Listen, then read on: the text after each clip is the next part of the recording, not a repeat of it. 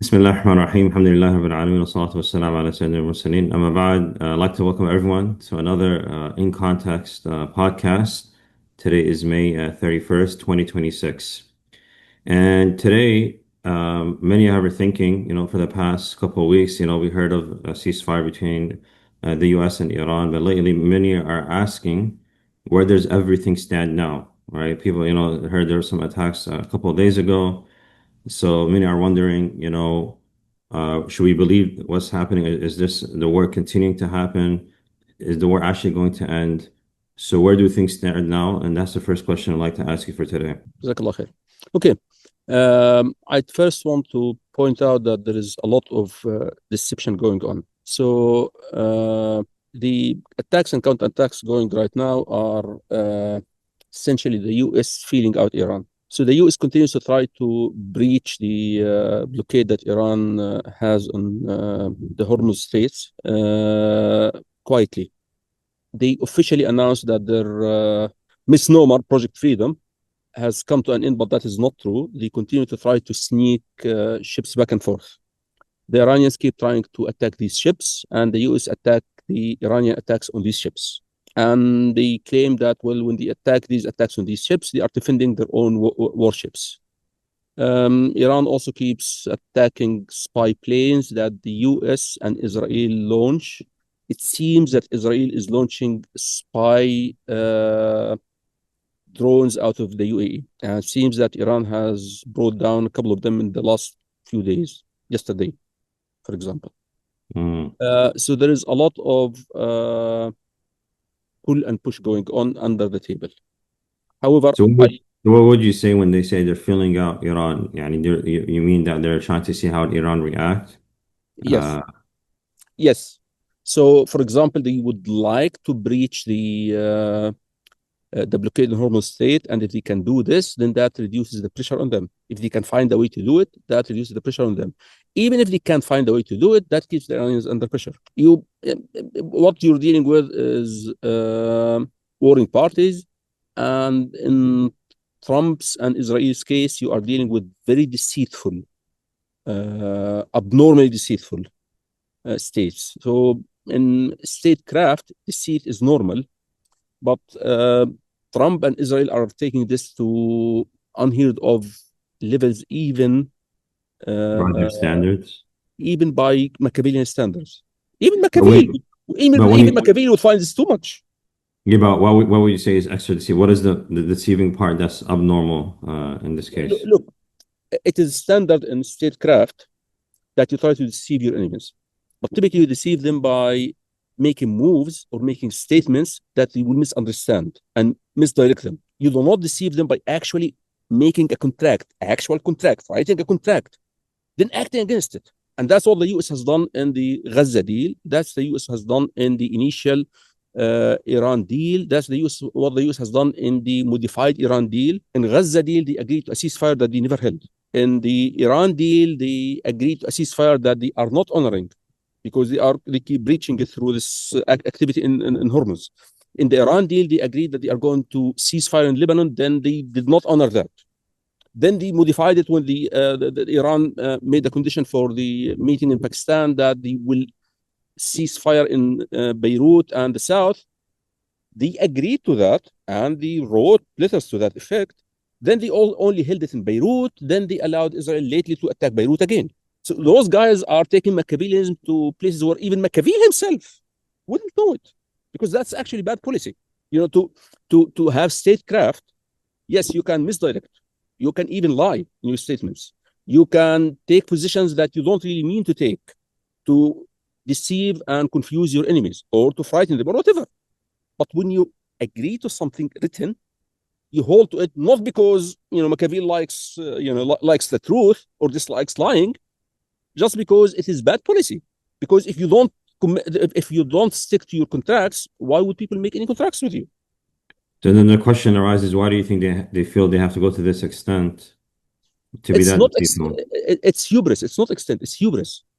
So both the current Israeli government and the current American government are hubristic. They think they are superhuman and everybody else is subhuman. So they don't count. We can lie to them. We can lie in our written word, and we take whatever we want. And they will have to accept it, live with it. So Israel has officially a ceasefire with the Joker government with Nawaf Islam, and they launched a major attack in Lebanon within a so-called ceasefire. And the ceasefire is officially still in force. You know, Israel today occupied Shaqif Fort, which is called in English Beaufort Fort, for the first time since 2000. That is serious attack. That was the whole entirety of the US of the Israeli attack on Lebanon in 1978. That's all what they did, and that was considered a major international conflagration. But now they consider that to be ceasefire. So those guys are taking cheating and deceit to unheard of levels in statecraft. Is unhealthy.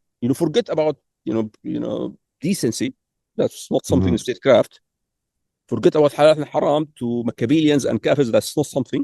Just plain Machiavellianism. If you don't stick to your contracts, then you are worthless. Why would anyone make contracts with you? But if you think that the others are not even human and that you can just walk over them, all over them, then that's what you do. So that's the mindset we're dealing with. Yeah, but I do think even in the past, they Machiavellians would think others were subhuman also, but they did honor the written contracts. I think because rational actors understand that, well, if you don't honor your contracts, it's dangerous over the long term, even over the medium term. It's dangerous because then people don't value your contract. They wouldn't be willing to make a contract with you. But the point I'm making here is that is true if you realize that the others are your peers. But if you think of others as cockroaches, no, these guys think of others as cockroaches. That's the issue here. That's why you would do that. And you're saying that this is setting a new precedence that wasn't set before.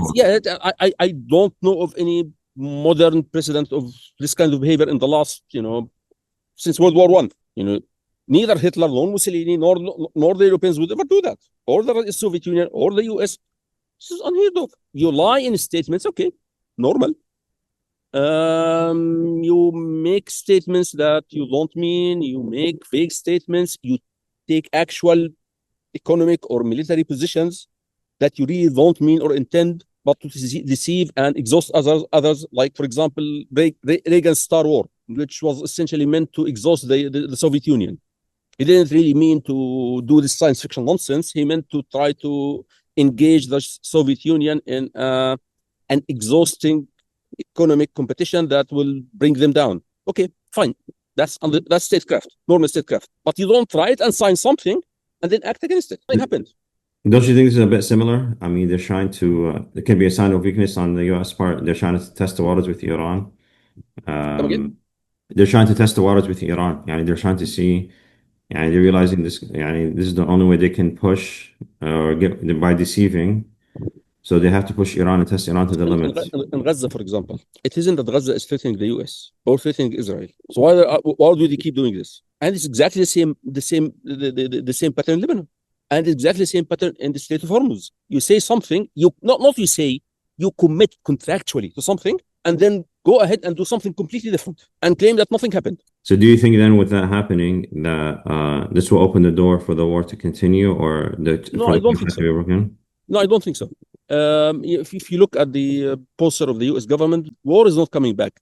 There could be some attacks meant as window dressing and image management, because Trump is scared to death that he is forced to make a much worse deal than the deal Obama made with Iran. That's why almost every single day he declares victory on Iran, that he is going to make a much better deal than Obama did. Every single day, because he knows very well this is not true. So what do you think the deal he wants to make now?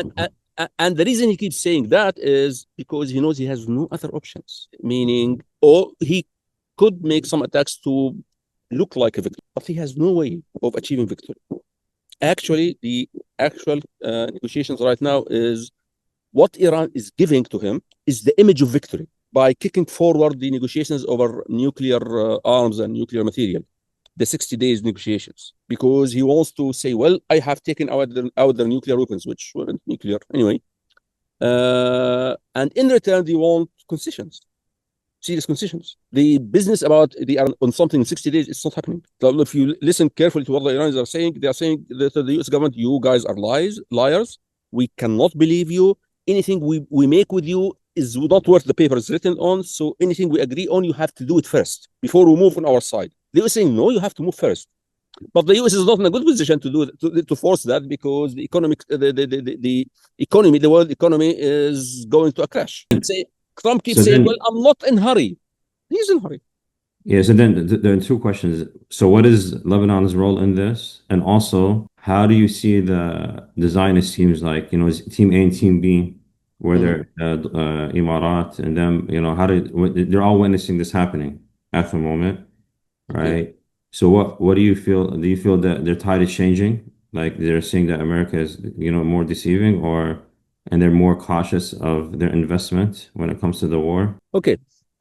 I'd like first to make a point about the current reporting on the negotiations and the amount of lying going about in the news. So if you read the news, facts, Iran made an offer to the US a week ago. Trump kept the offer on the table for several days before making a decision on Friday that he doesn't like it and he wants concessions from Iran because it would look horrible for him. So on Friday, he went back wanting something back from Iran, some more window dressing. Okay. Now, US media comes out like the propaganda times, aka the New York Times, saying, well, actually, the Iranians are delaying the negotiations because their leader is in hiding and they have divisions, so they have to delay the negotiations. Actually, for the last week, it was the US was delaying the negotiations. And the fundamental problem is Trump knows he is making a bad deal and he has to make a bad deal and he is hating that. That's the news. Now, Trump comes out and accuses the New York Times of not being loyal and being treasonous because it does not support his claims of victory over Iran, which is true. It does not support his claims of victory over Iran.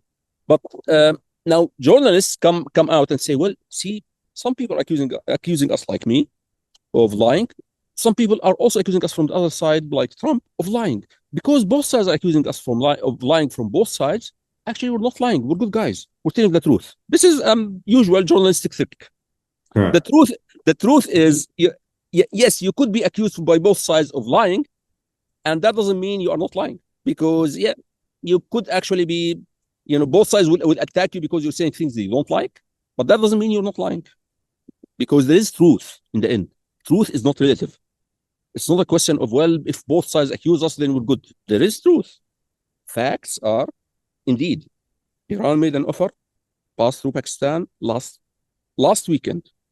Trump acknowledged the existence of several days ago and acknowledged that he is looking at it several days ago and keeps saying, I'm going to look at it for several days. Then he eventually looked at it on Friday. Then he eventually said, no, I don't like it. I want something else. So it's obvious that Trump is delaying. So when you turn around and say, well, Trump is not delaying, it's actually the Iranians are delaying, you're lying. Okay. Now, the fact that Trump doesn't like them because they are not polishing his image enough doesn't make them not liars. So that's just a note on journalists and their tricks. Anyway, so to go back to our discussion about Lebanon, what's happening in Lebanon is closely related to the negotiations. So Iran is insisting, as a part of the negotiations and a part of the deal, that the US will have to stop Israel attacking Lebanon completely on Hezbollah's requirements. The Lebanese government doesn't like that. They prefer Israel to occupy Lebanon than for Hezbollah to control it, which is interesting commentary on Nawaf Islam and his likes. But what's actually taking place is Israel is increasing its attacks. And this is the US and Israel way of negotiation by cheating. Meaning, okay, we'll commit to you. They are willing to commit that we're going to stop the war. But then we'll try to not stop it. So the question now is whether the Iranians are going to insist that this has to be real or not. The US thinks that, well, actually, they are tired. We keep pushing them. They may think that they have too good a deal to lose over something that is small, so we might get away with it. So it's not that the US and Israel are disagreeing.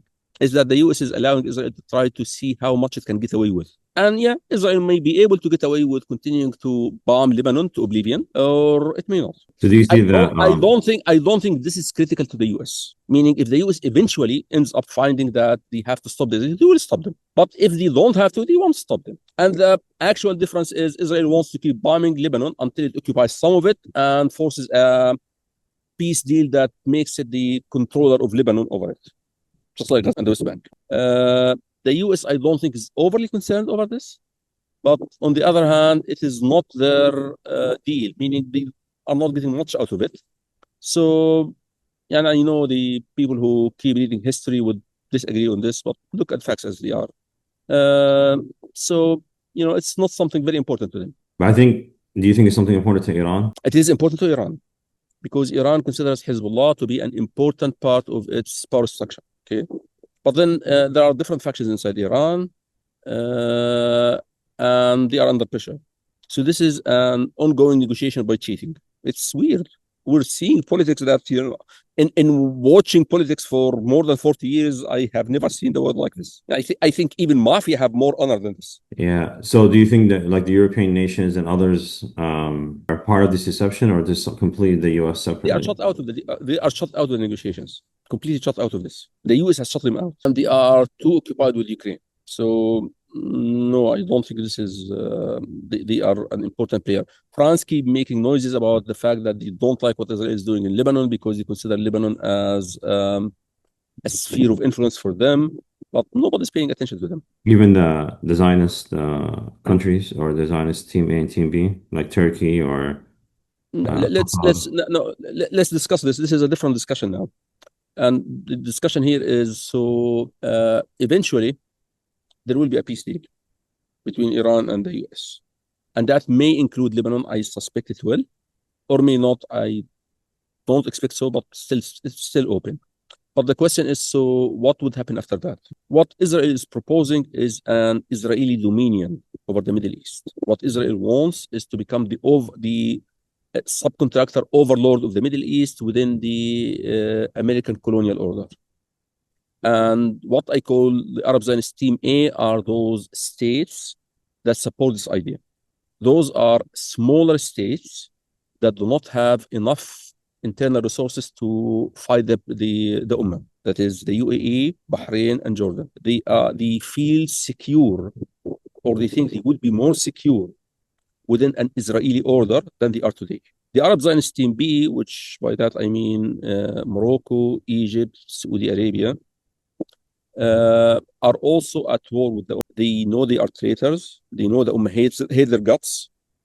And they think that alliance with Israel is important to protect their own thrones because since the Arab Spring, they have decided that the US is not a safe protector for them because they think it let the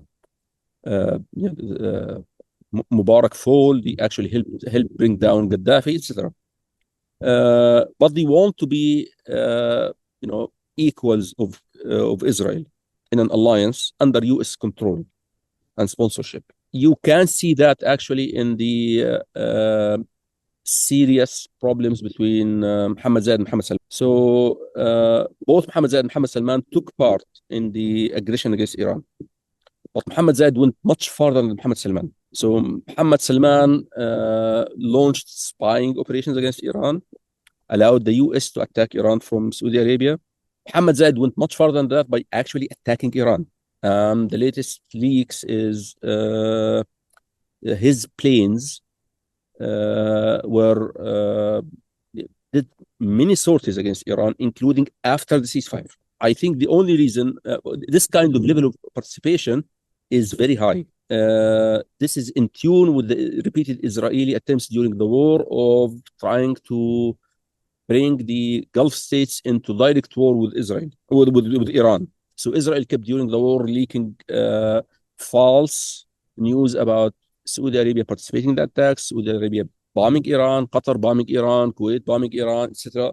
And they were denied, and the UAE bombing Iran, and that was also denied. But the difference is the UAE actually bombed Iran and bombed Iran repeatedly and over more than a month. So I think the only reason the UAE did not actually declared that it was part of the aggression is because the US wouldn't let it. Because the US strategic posture was they protect their bases in their Arab protectorates by claiming that they are neutral on the cheap. And that meant that the Arab protectorates could not be actual active participants. But it's not that Mohammed Zayed did want that. So why would Mohammed Zayed want to be in such a bad position? Because actually that resulted in a lot of damage in UAE. You can just look at what happened to the UAE versus Oman.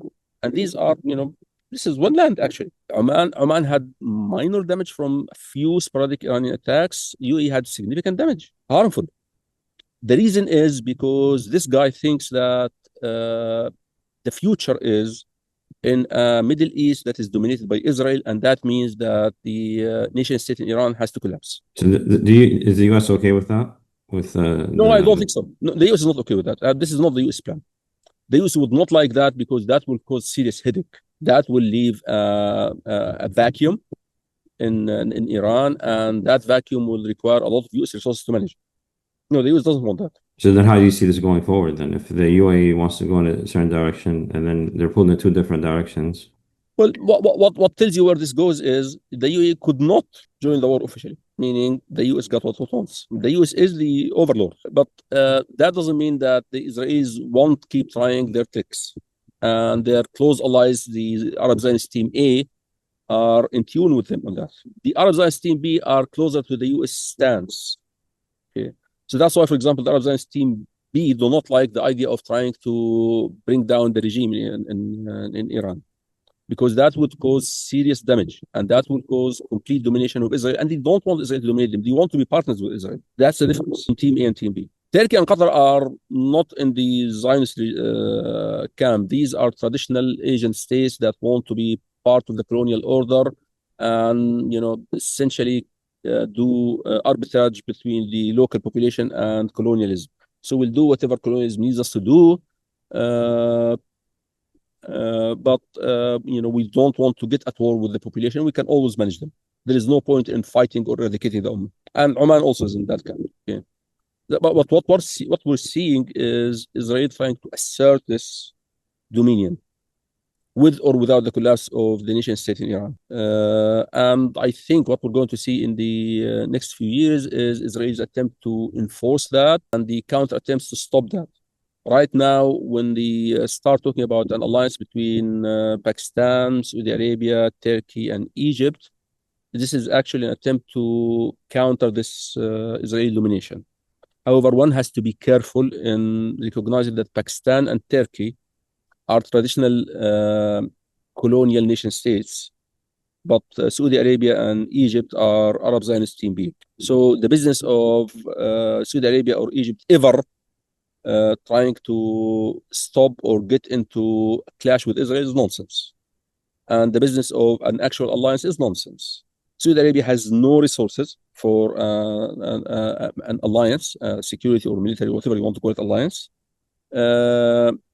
The Egyptian junta is preoccupied with stealing the population. It's not in the business of fighting anyone. Even the bandits in Sudan, they can't do nothing about them.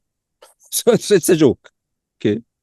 The interesting piece is Pakistan and Turkey are serious. Pakistan traditionally hadn't been part of the calculations of the Middle East, but I think this is changing. This is changing because when Israel tries to bring down Iran, that scares Pakistan. And when Israel starts allying with India, that scares Pakistan.